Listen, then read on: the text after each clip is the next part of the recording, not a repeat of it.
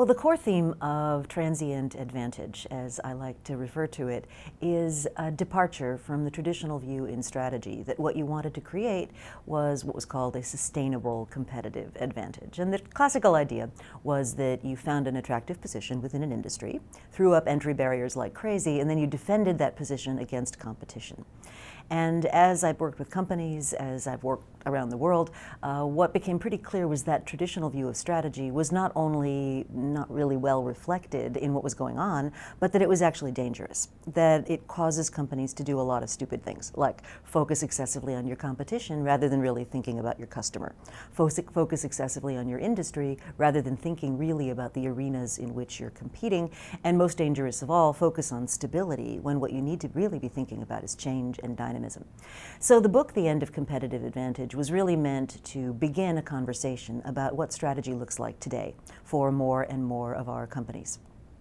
Well, I think the idea of sustainable competitive advantage really got entrenched in the strategy lexicon in the 1960s and 70s, in the US primarily. And if you think about those times, if you go back in time to when those concepts were first developed, India was shut.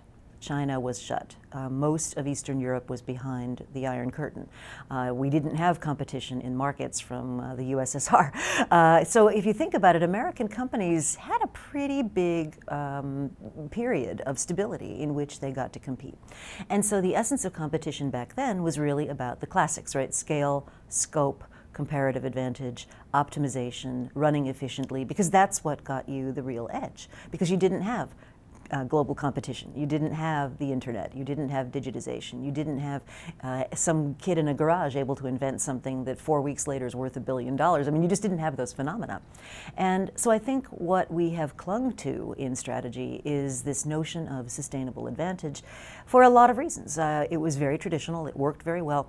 And the other big secret, I think, behind this notion of sustainable advantage is there are a lot of analytical tools that go along with it. So a relative position in an industry, relative market share as reflected in the well-known Boston Consulting Group matrix. There's a lot of analytical tools. And for an MBA type audience, analytical tools have a real attractiveness to them. So instead here I am saying, well, analysis of the past doesn't really help you, and you can't really do industry comparisons and come up with very much that's useful. In fact, you can't analyze your way to a competitive advantage at all, and that seems a little bit destabilizing. So I think people like to cling to what's familiar. They like to cling to the tools and concepts that they know best, and that's why I think it's been such a durable idea. What's interesting also is the reaction that I've gotten to the book. So the reaction to the book kind of falls in three buckets. So the first bucket is people who go, oh no, it doesn't apply to me. Doesn't apply to me at all. Not part of my industry. This just isn't my reality. The second bucket is people who panic. They just try to change everything all at once. They go sprouting off in all directions, and usually that doesn't go very well. And the third bucket is people who go, okay, well, if that's the way the world is working today, kind of a sigh of relief. Yes, this maps onto my reality much better than these other concepts. Now I can think about that and start to get on with it. And so I think that third category are going to do a lot better in these transient advantage scenarios than the first two. So I'm often asked, okay, what's really different about strategy today than the way that we've traditionally thought of it? And I've developed what I call a new playbook for strategy, which consists of 6 fundamental building blocks you can think of. The first one is to continuously reconfigure what you're doing rather than depending on a huge seismic change that involves massive restructuring and downsizing. The second is getting much better at disengagement, being able to stop activities that are no longer relevant or stop ventures that you started that just aren't panning out the way that you'd hoped. The third is getting a firm handle on your resource allocation process, because what often happens in companies is powerful people running core businesses get to call the shots with regard to where the resources get spent.